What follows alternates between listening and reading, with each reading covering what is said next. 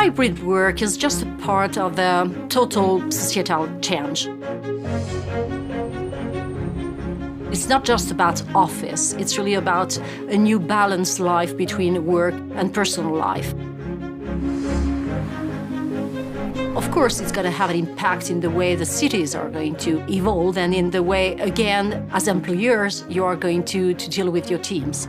Modern offices are exactly in competition now with what you can do at home. So it means that you have to demonstrate that when you want people back to the office, they are going to really have tools, spaces which enable them to be more productive than what they could do by themselves. So I would say that modern spaces could be divided into three categories. The work you can do by yourself at the office, but in a more equipped environment, printer, a PC, good screens, everything.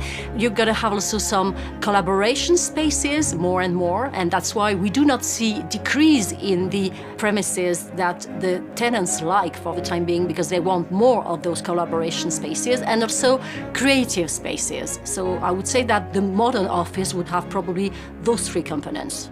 It's a real societal change and revolution. There's going to be probably more episodes to see. We don't know exactly how it's going to evolve. For that, you have to be a good listener. So I would say that CEOs would have to listen, to understand, to catch the new ideas, and to survey from time to time their employees to know exactly what they're expecting from their new offices.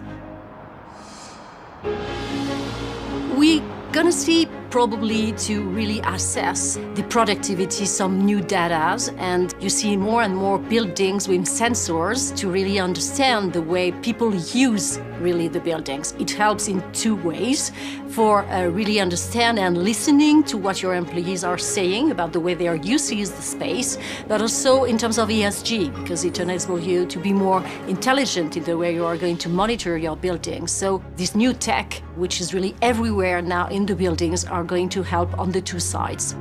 ESG is in the key of every line of the business. So of course, when you talk about ESG relating to real estate, that's big, because we know that construction and building real estate is representing 38% of the carbon emissions. So of course, it's a big stake for us.